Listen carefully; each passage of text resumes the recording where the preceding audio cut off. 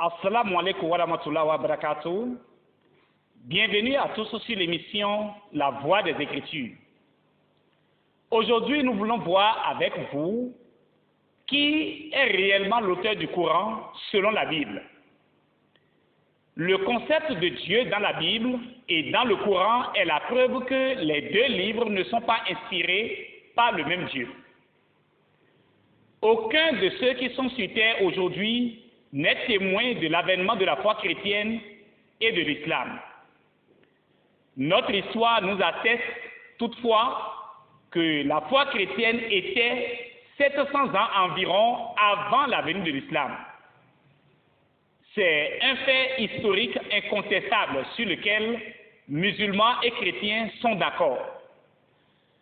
Quand on consulte n'importe quelle Bible de l'ère chrétienne, on découvre le témoignage de Pierre.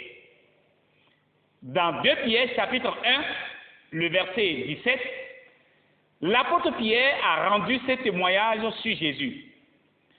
Car il a reçu de Dieu le Père honneur et gloire, quand la gloire magnifique lui fit entendre une voix qui disait « Celui-ci est mon fils bien-aimé, en qui j'ai mis toute mon affection. » Au verset 18, Pierre ajoute « Et nous avons entendu cette voix venant du ciel lorsque nous étions avec lui sur la sainte montagne. » Donc, Pierre dit qu'il faisait partie de ceux qui étaient avec Jésus sur la sainte montagne lorsque Dieu le Père a parlé du ciel et il a entendu cette voix audible.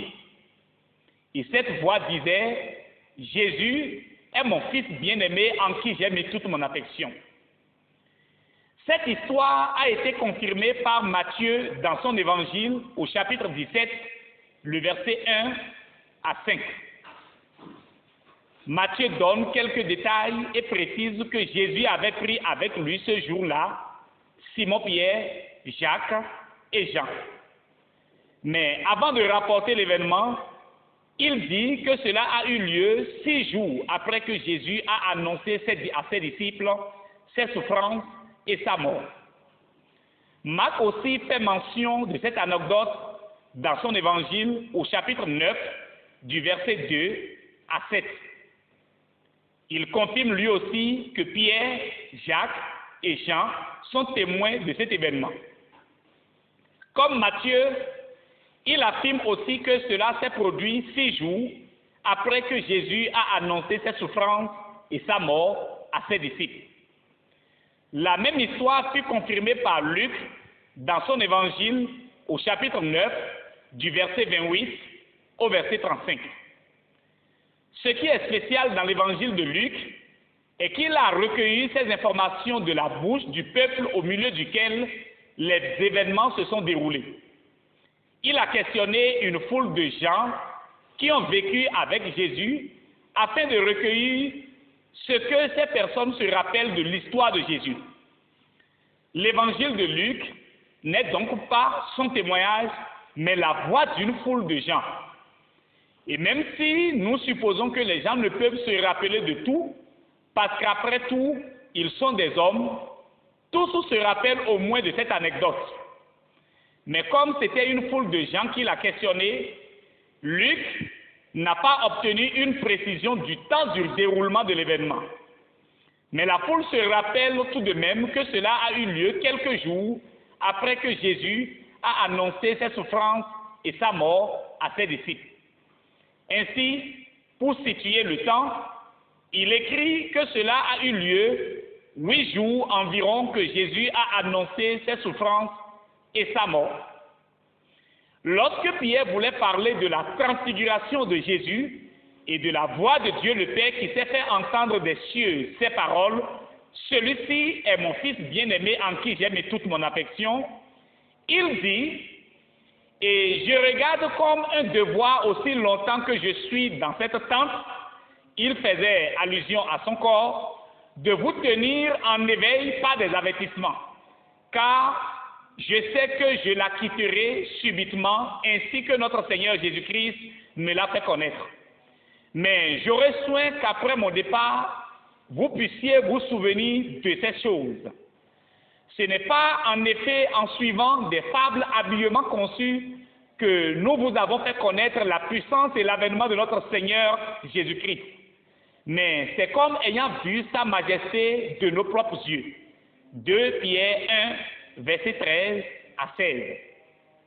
La transfiguration de Jésus et la voix de Dieu le Père qui s'est fait entendre des cieux ces paroles, celui-ci est mon fils bien-aimé en qui j'ai mis toute mon affection, écoutez-le, sont un vécu historique, si réel, si vrai et si tangible que Pierre n'a fait que le rappeler tout le temps à son auditoire et dans ses enseignements.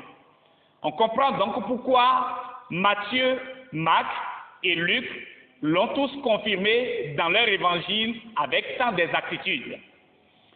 Comme les 3 témoins de cet événement étaient Pierre, Jacques et Jean, voyons comment Jean en parle.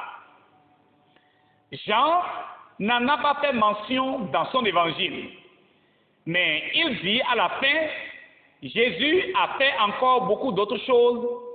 Si on les écrivait en détail, je ne pense pas que le monde même pût contenir les livres qu'on écrirait. Jean 21, verset 25. Mais il a écrit des lettres dans lesquelles il en parle.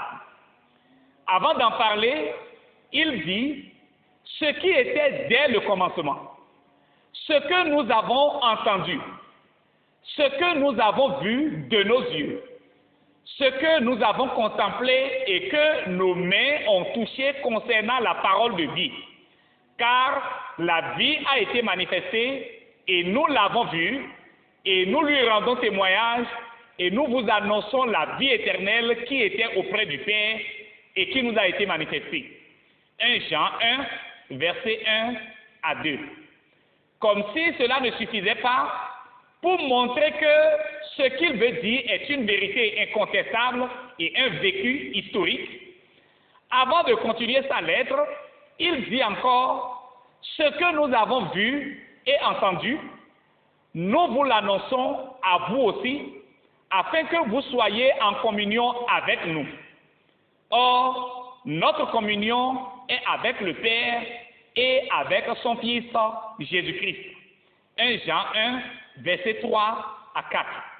Donc, Jean dit que le Père et son Fils Jésus-Christ, c'est ce qui était dès le commencement. Ensuite, Jean appelle l'anecdote de la transfiguration de Jésus et de la voix de Dieu le Père qui s'est fait entendre des cieux ces paroles. Celui-ci est mon Fils bien-aimé en qui j'ai mis toute mon affection, écoutez-le. Le témoignage que Dieu a rendu à son Fils. Ainsi, il écrit, si nous recevons le témoignage des hommes, le témoignage de Dieu est plus grand. Car le témoignage de Dieu consiste en ce qu'il a rendu témoignage à son Fils. 1 Jean 5, verset 9. Donc Jean explique que pour attester la vérité d'un fait, on croit au témoignage des hommes lorsqu'il y a plusieurs hommes qui témoignent. Mais au sujet de la voix qu'ils ont entendue du ciel et qui disait de Jésus, celui-ci est mon Fils bien-aimé en qui j'ai mis toute mon affection, écoutez-le. Jean dit, c'est Dieu qui est venu témoigner que Jésus est son Fils. C'est pourquoi il dit, si on tient pour vérité le témoignage des hommes, qui peut contester ce que Dieu lui-même est venu témoigner? C'est devenu non négociable, au point où Jean dit, celui qui croit au Fils de Dieu a ce témoignage en lui-même. Celui qui ne croit pas, Dieu le fait menteur, puisqu'il ne croit pas au témoignage que Dieu a rendu à son Fils. Et voici ce témoignage, c'est que Dieu nous a donné la vie éternelle et que cette vie est dans son Fils. 1 Jean 5, verset 10 à 11. Jean présente cette anecdote comme le seul moyen d'échapper à la damnation éternelle, c'est-à-dire recevoir ce témoignage que Dieu a rendu à son Fils. C'est de cela que dépend la vie éternelle. C'est pourquoi il dit encore, celui qui a le Fils a la vie. Celui qui n'a pas le Fils n'a pas la vie. 1 Jean 5, verset 12. Rien n'est à justifier, ni déchiffrer comme si c'est une parabole ou une révélation. C'est un événement, un fait, un vécu historique qui s'est produit et Dieu a parlé des cieux d'une voix audible.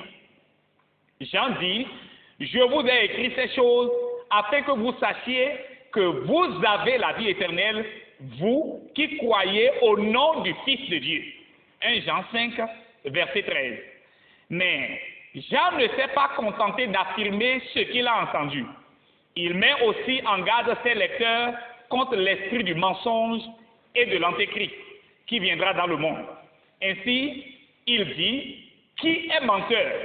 Sinon, celui qui nie que Jésus est le Christ, celui-là est l'antéchrist qui nie le Père et le Fils. Quiconque nie le Fils n'a pas non plus le Père. Quiconque confesse le Fils a aussi le Père. 1 Jean 2, versets 22 à 23. Donc, Jean dit, l'esprit du mensonge, c'est-à-dire l'esprit de l'antéchrist, viendra nier Jésus comme Fils de Dieu et nier aussi Dieu comme Père. Jean avertit le monde que quiconque nie Jésus comme Fils de Dieu est inspiré par l'esprit du mensonge et de l'antéchrist.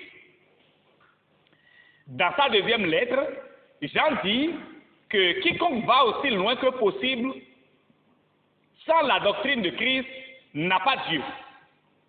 Celui qui demeure dans la doctrine de Christ a le Père et le Fils. 2 Jean 9. De plus, pour Jean, il n'y a pas quelque chose de plus abominable que de nier Jésus comme Fils de Dieu. C'est pourquoi il ordonne à ses lecteurs de ne même pas recevoir dans leur maison celui qui vient vers eux avec une autre doctrine que celui du témoignage que Dieu a rendu à son Fils au risque de participer à ces actes abominables. 2 Jean 10 à 11. Mais ce n'est pas seulement lors de la transfiguration que la voix de Dieu s'est fait entendre des cieux au sujet de Jésus. Celui-ci est mon Fils bien-aimé en qui j'ai mis toute mon affection. Les 4 évangiles sont d'accord sur le fait que lorsque Jésus sortait de l'eau, après son baptême, la même voix s'est fait entendre des cieux ces paroles. Celui-ci est mon Fils bien-aimé en qui j'ai mis toute mon affection. Matthieu chapitre 3, versets 16 à 17, Marc chapitre 1, versets 9 à 11, Luc chapitre 3, versets 21 à 22, Jean chapitre 1, le verset 32 à 34. Quand on a consulté les sources authentiques de l'islam, qui ont un caractère sacré pour les musulmans, c'est-à-dire Coran 36, le verset 13 à 14, et son commentaire le plus réputé, c'est-à-dire le tafsir de Ibn Kathir de cette sourate, on voit que même les sources authentiques de l'islam reconnaissent Simon-Pierre, Jean et Paul comme des envoyés de Dieu et des disciples de Jésus.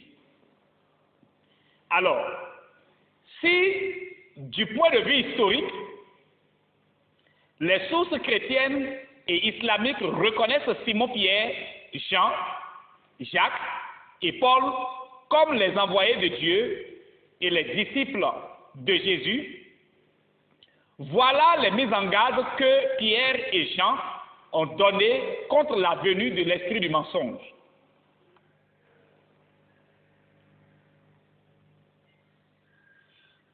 Dans le prochain numéro, nous verrons le témoignage de Paul et de Jacques. Nos contacts restent les mêmes, plus 229